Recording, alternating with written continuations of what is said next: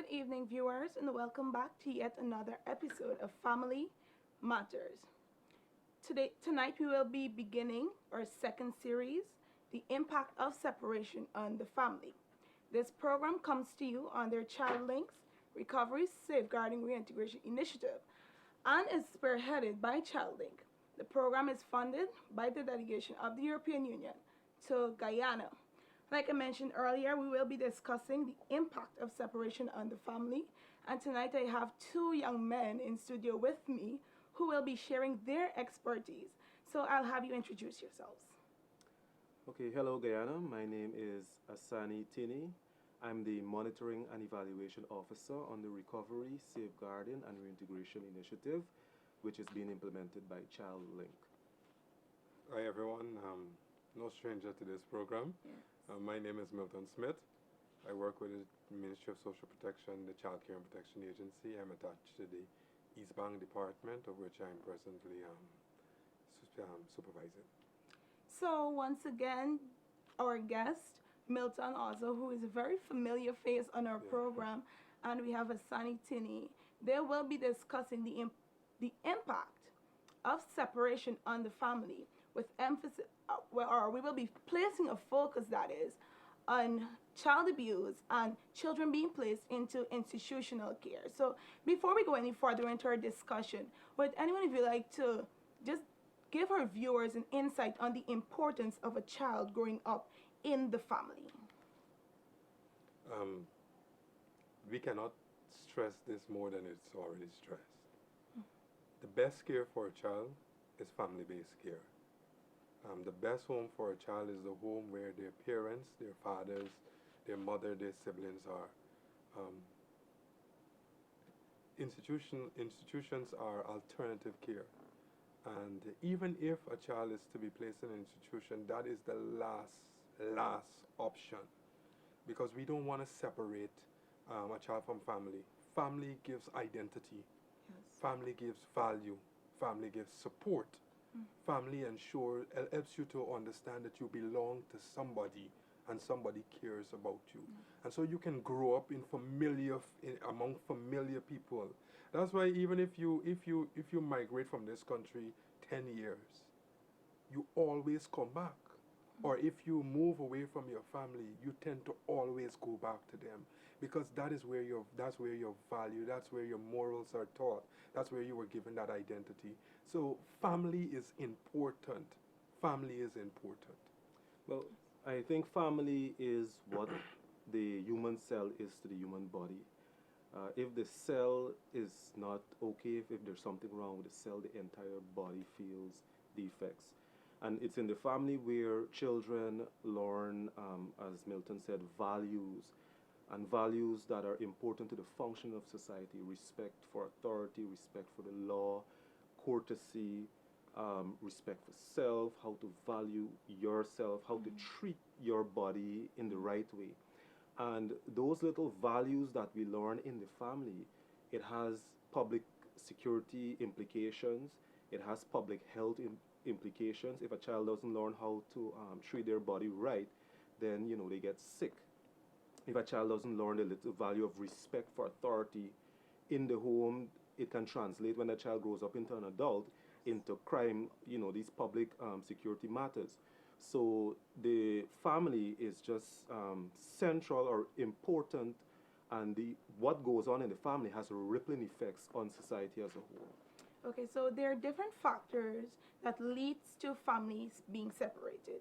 And it's safe to say that separation can have an impact on every individual in that family.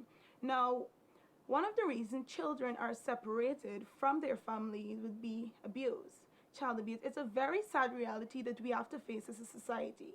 As a matter of fact, statistics show that in 2017, there were 4,000, that is, 179 reported cases of child abuse.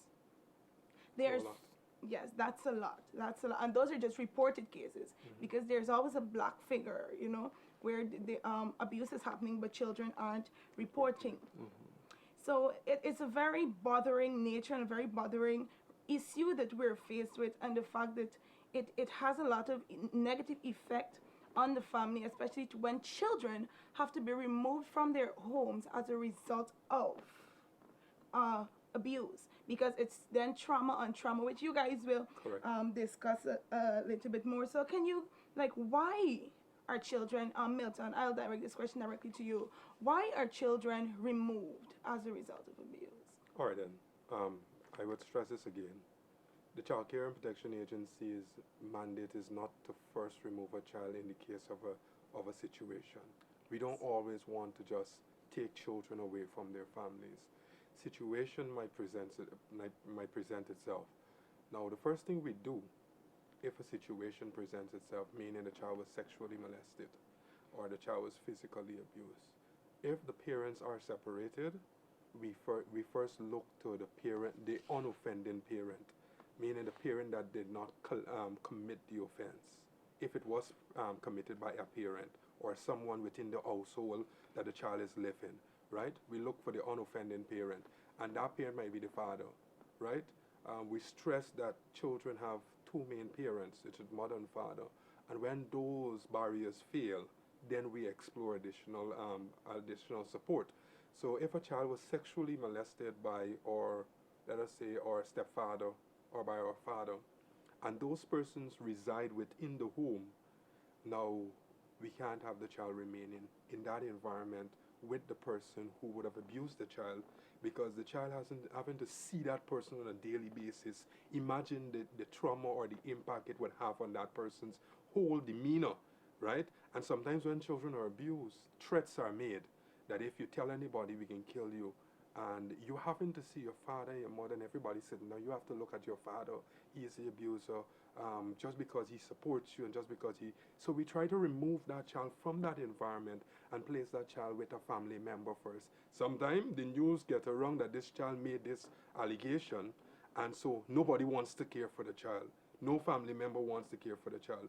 So the government is left with no other alternative than to provide care for this child, right? And then there's the fear that if we place the child with a family member, that family member will try to influence the child to change his or her story about what would have transpired. So those are some grounds that lead the agency to act within the best interest of the child and remove the child from the environment. Sadly, the child will feel as though because I spoke out, I am the one who has to be removed from the environment. Why if I am being abused, I have to suffer the removal of my environment? Why can the perpetrator move out from the environment? But then it comes down to the family again, right? The mother might not believe. The mother might not want to believe that the father actually did this, or the stepfather actually did this, because he supports the home, right? But we have to act within the best interest of the child, always the best interest. And it's not always to remove the child and to place the child in an institution, right? The institution is the last option. Yes, Asani. Well, the unfortunate truth is we're discovering more and more that in a lot of cases, or in too many cases, the home is not the safest place for the child. ChildLink would have done a report recently last year, Cries in the Dark, Sexual Abuse in Guyana Today. And what we found was that we've dealt with over 300 cases of sexual abuse, and about 40 or more % of those cases, the sexual abuse occurred in the home. There was somebody in the home, whether it's a stepfather, an uncle, or a cousin, or somebody in the home who committed the act. So more and more we're seeing that in a lot of cases, the home isn't the safest place, and the CPA, the Child Care and Protection Agency, they're acting in the best interest of children, because think of a child who knows that when I go home at a certain point in the night, somebody's going to come into my room and they're going to violate me. Think of how traumatic that is for the child.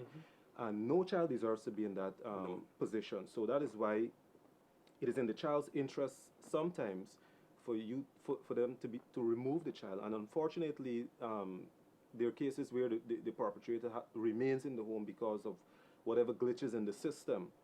But separation, it's not ideal, but sometimes it's for the child's best interest. It has to happen. Yes. And I'm happy that you mentioned trauma because abuse in itself can be traumatic. It is traumatic, as a matter of fact. And separation can also be traumatic for children because although they might they're being abused, it's everything that they know, the family, their siblings, you know, they might love their mother and want to remain there. However, can you give me some insight on how are they affected by the separation? Nobody wants to be away from family. And for you to remove me from my home and for you to place me with strangers, that alone, I have to get to know all of these people all over. These are people that I don't know, not accustomed to share with, not accustomed sharing a bathroom with, not accustomed probability sharing a bed with, sharing a living space with. That alone in itself is putting me back in a new phase of my life. It's like I have to write an whole new chapter, and that chapter needs to begin without my family. I'm accustomed staying in my own bed, talking with my family, getting up seeing mommy and daddy. Now I get up, all I have to see is the caregivers. The food is prepared in a bulk manner, right? When you used to have just a small pot prepared for everybody. So separation in itself for a child, like we said, it's traumatic. It's traumatic. Not only the action that was committed against the child, but the movement and the placement of a child into an institution can be traumatic for that child also. Okay. Yes, a child, when a child is separated, as Milton said, it can be a traumatic experience. One of the things that we have to realize, or something that we take for granted, is that feeling of belongingness. And Childlink would have done a study in 2016 that looked at the experiences of children who were separated. And what we found is that a lot of children, even though they know that the situation in the home is not ideal, it's painful, they want to go back home. Because I could remember one child in the research would have said, you know, I want to be somebody's baby. And the child cried when the child said that, I want to be somebody's baby. And when we're in a home where there are loving parents who can give that child the one-on-one attention and affection that the child needs, the child will feel like somebody's baby. And as adults, we may have forgotten how important that is. But children who are children, they know how important that is. One-on-one. So even though the situation may not be ideal at home, children feel the pain of the separation. It can be confusing for them to be removed from the familiar surroundings, from familiar faces. It can be very painful and confusing for a child, and it can alter the child's development in a negative way. Yes, and you know, with that being said, it's necessary, a lot of times, it's necessary for children to be given the necessary support. Correct. For example, you mentioned, Milton, about family members trying to, you know, persuade the child to say, Change. well, this didn't happen. Change the story. You know, change the story. And as relative and, you know, extended family members, your duty is to ensure that that child is safe. It has nothing to do with the status or who sees the family as this or who sees the family as that. Or our family have a particular reputation and we don't want to distort it in any way. You know, the best interest should be the interest of the child. And what I want to say that the first thing is to believe the child. Yes. Believe the child's story until the rightful people do the investigation and prove that it's not so. And not because a medical proof that the child was not penetrated, it means that the child was not abused, right? We often play our minds around that sexual abuse must be penetration, right? But it comes in all different forms. And then when we go to do the medical, we look to see if the hymen is intact and all of these things before we can confirm that a child is abused. Oh, she was never abused. But that does not say that she was never molested in some way or the other, right? Or ill-treated or done something in the other. And so we ask family members, believe the child first. Listen to the child. And when we let the investigation prove that it's not that. You know, some children would have stated that not being believed is almost as painful as the violation, as the abuse. Correct. So it's very important that we believe and the child and act on whatever information the child relays to us. Okay, so we know that the family is one of the most important institutions in our society. You know, and with a family being separated, it means that that entire family dynamic has been changed, because it might be the victim, and the victim might have siblings. You know, so how are they affected? How is the family in itself, that unit, affected by separation? All right then. Separation, we talked about the abuse aspect of separation, but there's divorce also, Yes. right? Two parents are no longer able to function within their environment. They're no longer to agree. They're no longer to co-parent. And because they cannot longer dwell in one environment, they have to separate. When that separation is done, and we talk about institutional care too, right? When that separation is done, the effect that it has on the child's entire development at school, at home, at play, everything changes for that child. The parent might believe it's easy. You're an adult. You're an adult, and you're able to cope with certain things. You understand why you separated from that person, but the child has to go through that phase to understand that separation, right? That separation. The child has to go through that phase. Yes. And we feel because we're grown up, the child should understand, right, why this is happening. But separation has its, if when you place a child into the institution, you remove one child from that home, and you place that child into the institution, that child would have lost her siblings. The other children inside of the home. Let us say the abuser still remains in the home. The fear that that person would have abused one child, it can happen to another child, right? Those other children have to deal with their siblings just moving away, right?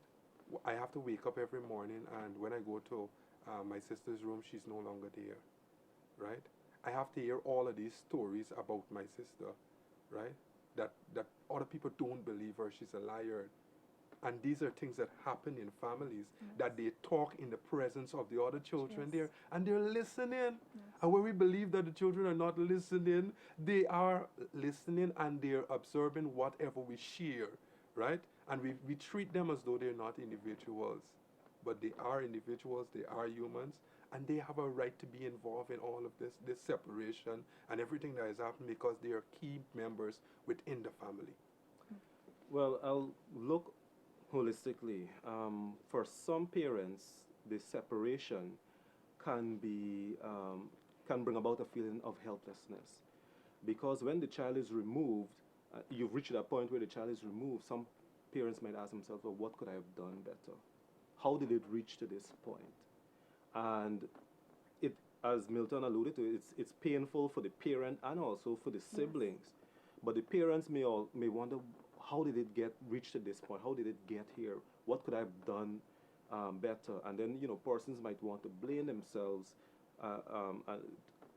about the whole situation. For the siblings, the separation can be a bit traumatic, because they would have been socialized together, they would have grown together, and now this thing would have happened unexpectedly.